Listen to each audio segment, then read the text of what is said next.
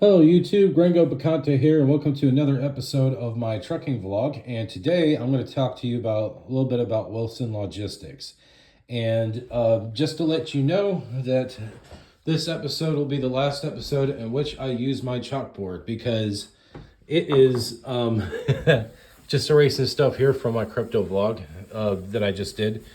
I am basically vlogging my journey on how I'm going from nothing to getting into the trucking trade. And this all started with the fact that I was a welder for 13 years, and the pandemic pretty much shut down the Caterpillar factory I was working at. And at that point, I was kind of forced to drive for about 4 years. Well, I mean, on and off 4 years for DoorDash, Uber Eats, Postmates, etc. And doing that, I discovered that I really like driving for a living. I wish I could make more money, and that eventually, but because of the pandemic, and I was kind of forced to do other lines of work, I was curious and seeing like, hey, let's check out different trades, see which ones I like. And I ended up living in Mexico for almost a year, volunteering for an aerospace project that failed, that led to me coming back to the U.S. But by the time I came back to the U.S., I fell in love with Mexico and its culture, and I really love the fact that, okay, look, there's over 100 million people that live in Mexico. Not everyone's the same. Not all families are the same. But for the most part, their culture has never turned their back on traditional family values like the Western world has. And as a result, trying to get into a relationship and build a family isn't as much of a nightmare down there as it is in the Western world. So Mexico is pretty much turning me into a passport bros. So this is going to be a trucker vlog, and it's going to basically vlog my experience in the trucking trade until I immigrate to Mexico in a couple years, and then I'll turn into sort of like a passport bros slash traveler vlog. So I'm going to show you where I'm at so far. I decided to get into trucking because I was delivering for Amazon for a little. Delivering food led me to delivering for Amazon because I was trying to learn how to make more money driving. And I was an Amazon van delivery driver, and I was making like 19 an hour. I'd start off 18 something an hour, then it was 19 an hour by the time I quit.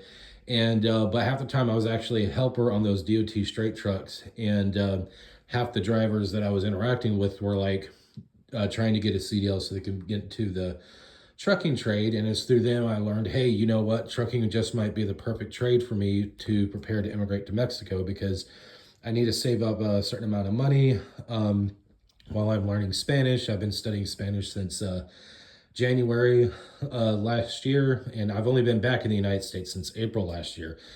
And anyway, it was kind of hard for me to build up savings in a country where everything's freaking expensive and inflation is just getting worse. So how do you build up savings, you know, when making 19 an hour isn't even enough to live on? I mean, so I decided to get into trucking, and hopefully what I'm going to do is I'm going to be a company driver for 2 to 3 years, living out of a truck so I ain't paying rent, and just stacking up savings as best I can until I reach the X amount of money that I want to save up.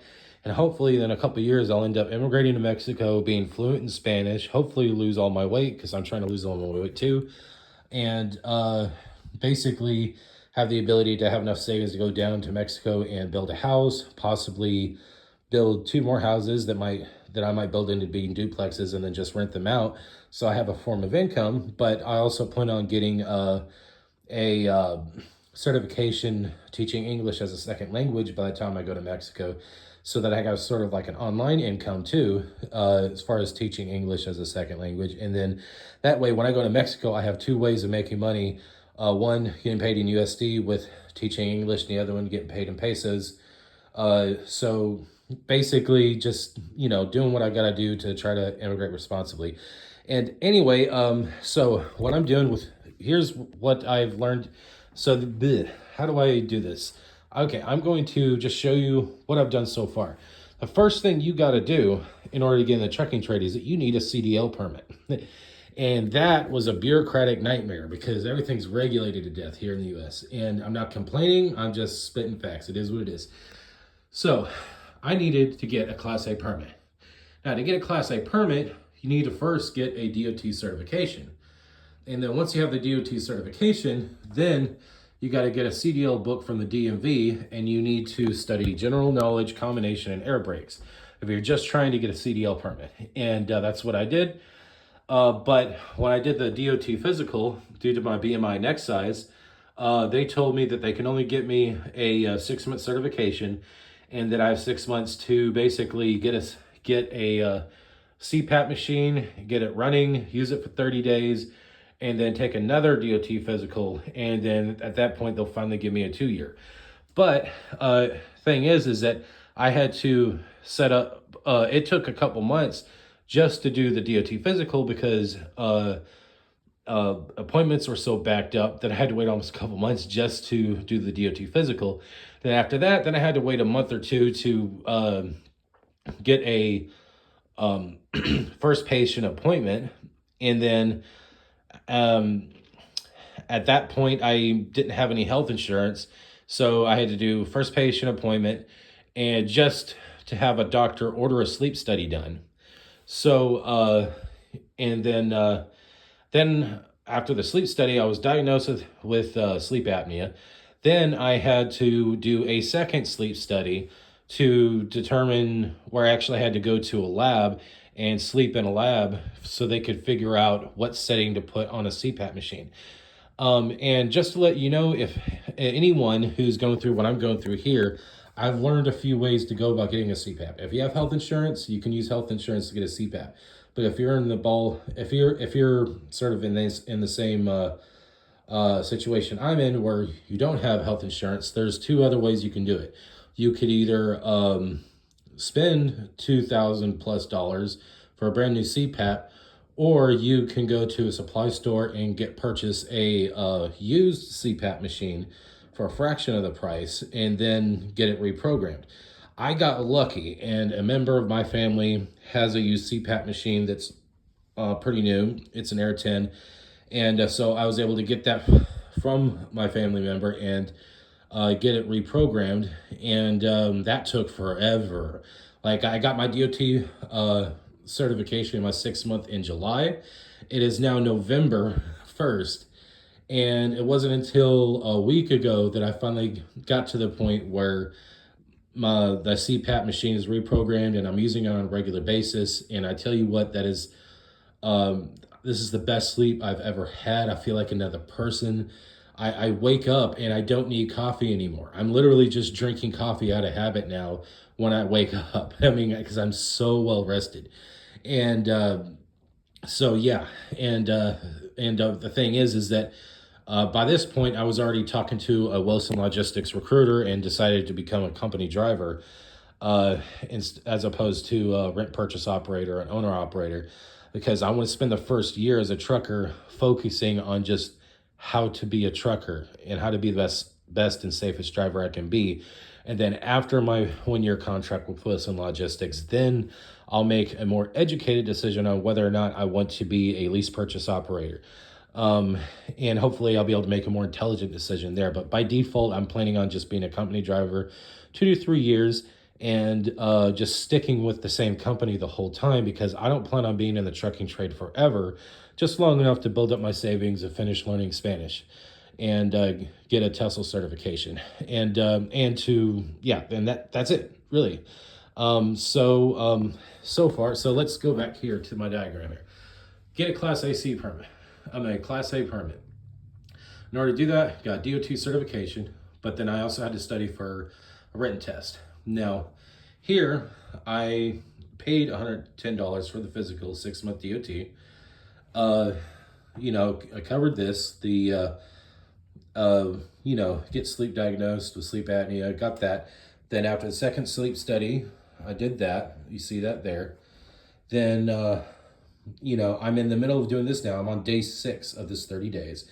Once that's done, get the 2-year DOT. But as far as getting a CDL, I took the written test, and took the written test, and it wasn't that hard.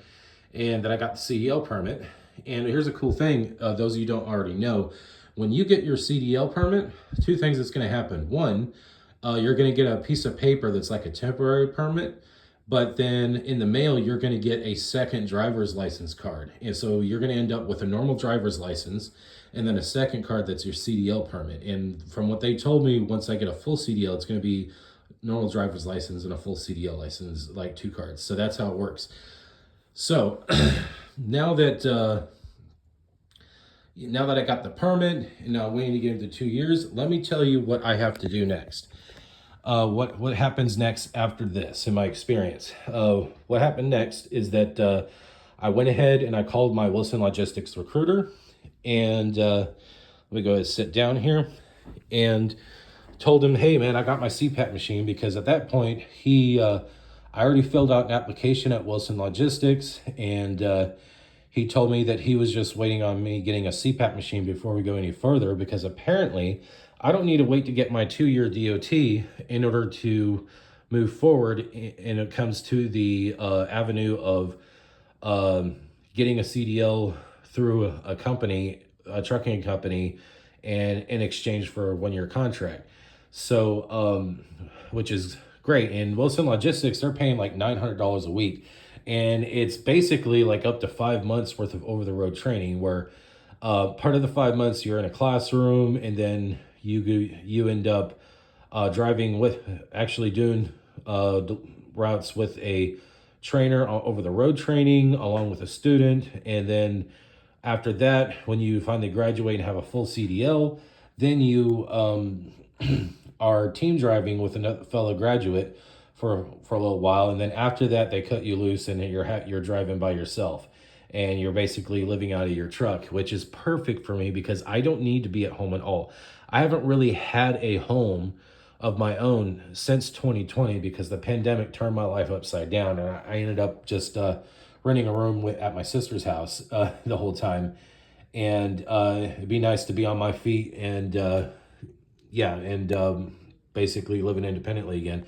And this is great. And also, I'm not married, I don't have any kids, so I have no reason to really be home except maybe once or twice a year to basically do family stuff once or twice a year. But I have a small family, so that's not a big deal.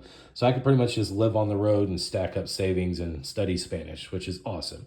And I've already developed a good study routine of studying Spanish while driving without it being a dangerous distraction. I use a combination of using Duolingo along with other self-taught techniques. And every once in a while, I hire a Spanish tutor to help me whenever I get stuck in my studies. And that's where I'm at right now. And so once I went ahead and told my recruiter, hey, I got my CPAP machine, then he had me do a bunch of training videos that he emailed me a bunch of paperwork. And then you pretty much got all your paperwork done, at least most of it, even the W-2 forms and stuff. And then they hooked me up with a plane ticket. So Sunday, like a couple days from now, I will be flying to Missouri for Wilson Logistics. And that's what's going on next. So right now, I am completely packed. I am so packed that my room is now basically empty. I threw away all my furniture, got rid of my bed and everything. I was sleeping on a couch.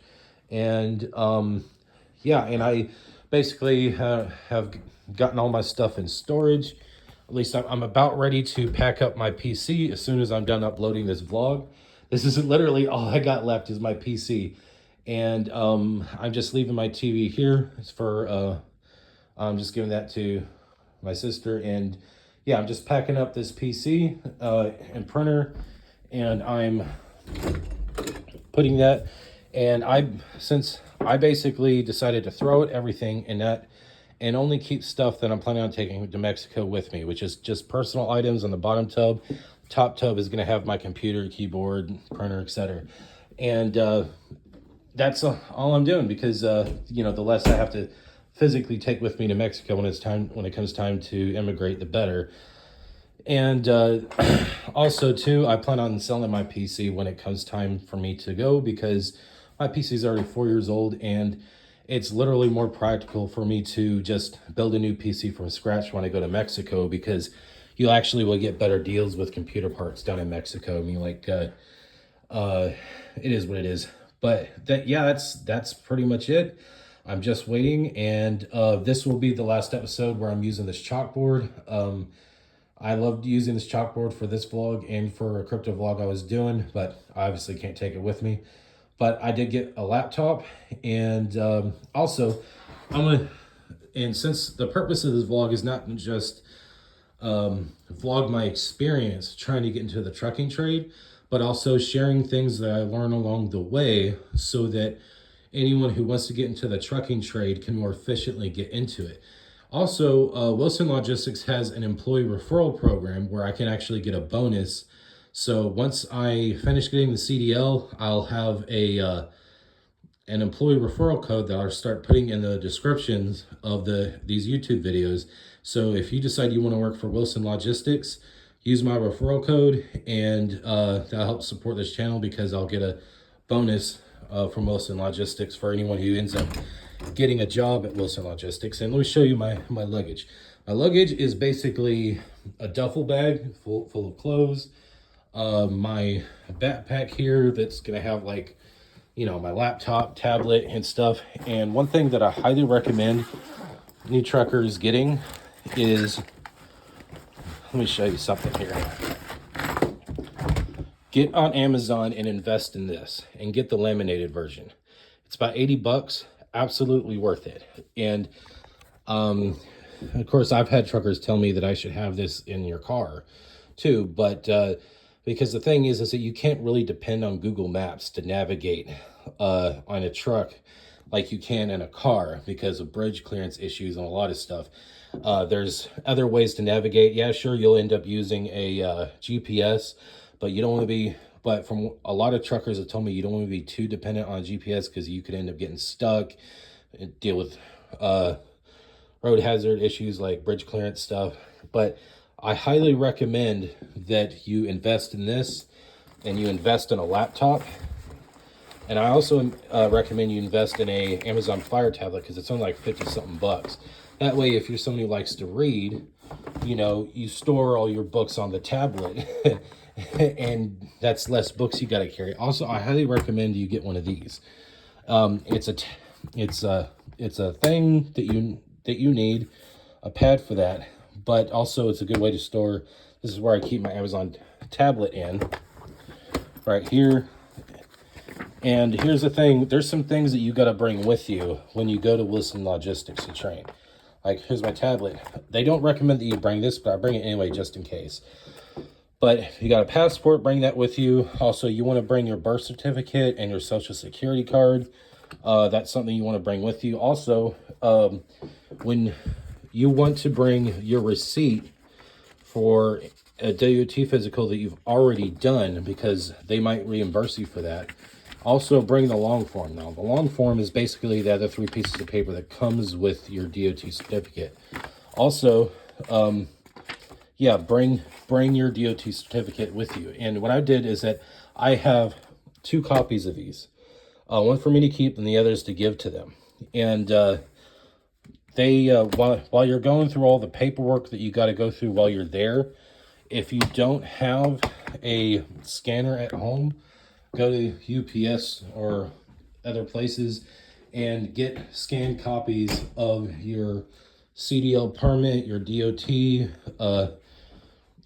long form and stuff, because you're going to need to upload digital copies of that when you're filling out paperwork before leaving for Wilson Logistics.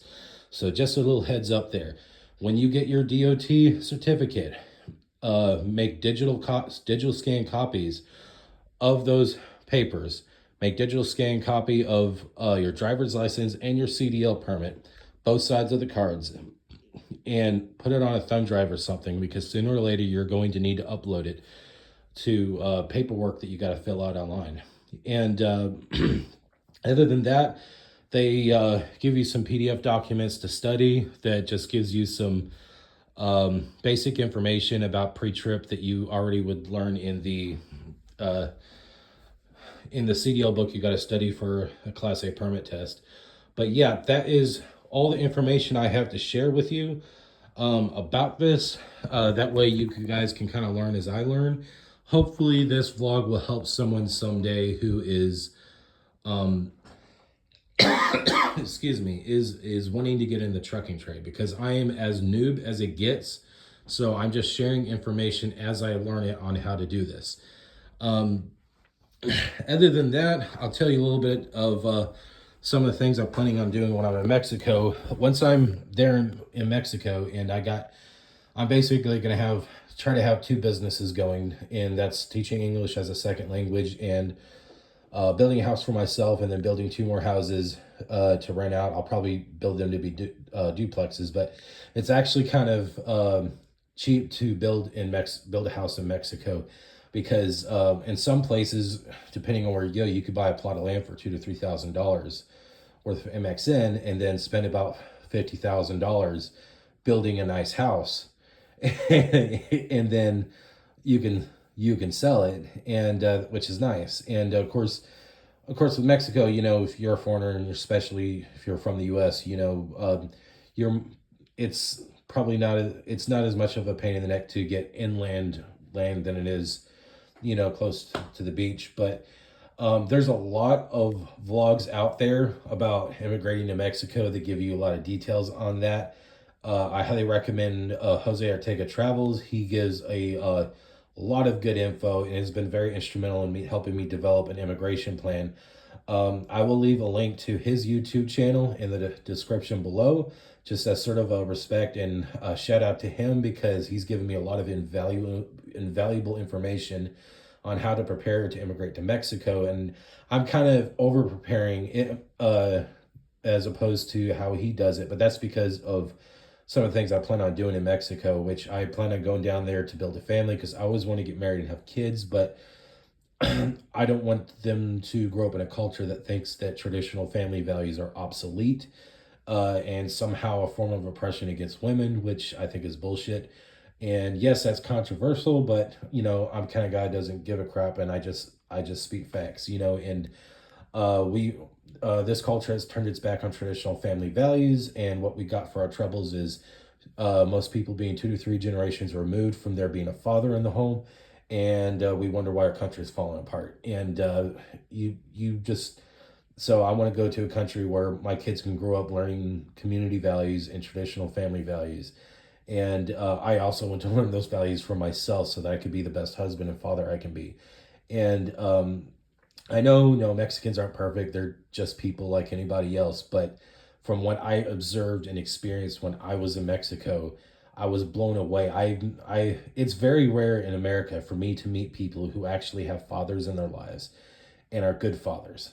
But down in Mexico, yeah, they got broken homes in Mexico too. I mean, they're just as human down there as we are up here. But since they still take family seriously in Mexico, oh my goodness, I lost count how many good fathers I met in the neighborhood I lived in alone. I lived in Zapopan, which is right next to Guadalajara, and yeah, I was blown away. And from what I personally observed with a lot of young people down there, is that they grew up with strong family values, and they grew up with hard work ethics, and also they tend to have a pretty thick skin because one of the funny things about Mexico's culture is that Mexicans pretty much roast each other over everything, so they're not offended by everything. And it's awesome, and it's really refreshing hanging out with Mexicans because let me tell you something about Mexicans when it comes to the way they deal with foreigners. From my personal experience, Mexicans don't give a fuck about who you are, where you come from, what you look like.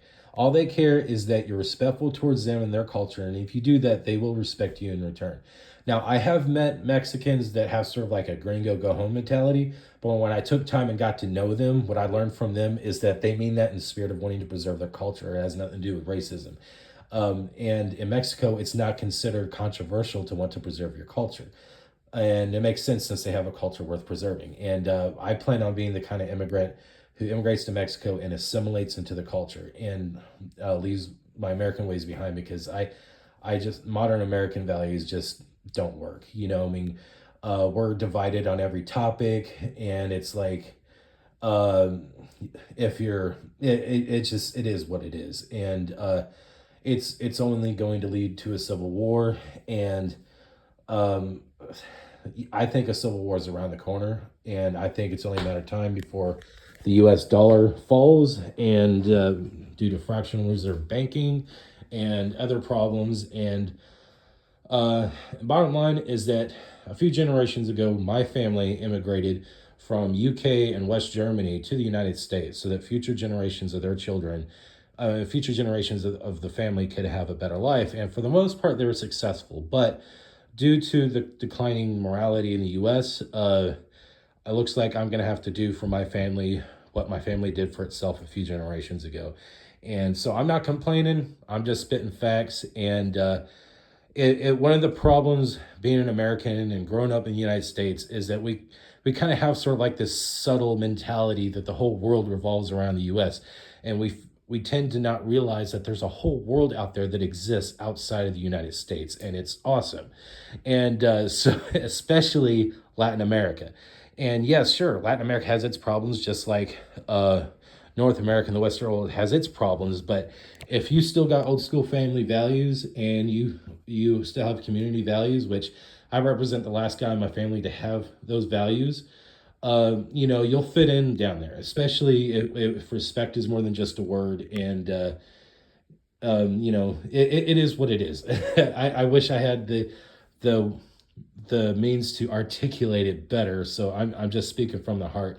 And I don't hate America. I mean, I love America. I just don't love the government and what America is becoming as a result from turning its back on traditional values, in my opinion. I mean, you live your life however you want to live it. If you don't have traditional values, that's your life. I believe in live and let live. But at the same time, I'm like, I'm gonna put it this way: if your lifestyle is not compatible with my lifestyle, I will never look down the nose at someone all because their flaws are different than my flaws. I will never do that. But at the same time, I even on one hand I respect diversity, but on the other hand, if you think it's okay to force your ways onto me to the point of trying to shoot someone running for president all because you don't agree with his values, I got a problem with that. And meanwhile, Mexico voted its first woman into into office, and she's not actively trying to destroy the country, unlike the woman who's running for office right now in the United States. And so Mexico is moving forward better than America is, in my opinion. And it's my opinion that Mexico has become more American than America in terms of freedom and liberty. So I just want to go live in a free country. But anyway, that's what this vlog is about. And hopefully I will end up immigrating to Mexico someday, married to an awesome Mexican family, and be able to have a wife that actually likes men, like in America, and have a wife in which I don't have to worry about her destroying the family like I would with a Western woman. So it is what it is. And also too, I want to point out, there are a lot of Western women out there that are genuinely good people and are worth building a family with. But unfortunately, finding a woman like that who isn't married already, it's a needle in a haystack situation. But in Mexico, it's not. It is what it is. And Mexico is not the only country that has good values like that. A lot of countries around the world still have old-fashioned family values, and as a result have much more stable communities, unlike in America, where we're just tearing ourselves apart because we're divided over everything. And at the end of the day, we human beings are pack animals, and we are at our strongest when we work together and not are divided against each other. And I want to raise my future kids in a community that isn't divided against itself and understands where people understand the value in each other, which is what I've observed for the most part in Mexico, and that inspires the hell out of me. So anyway, I'll see you in the next episode of this trucker vlog, which will literally be on the road. I'll see you later.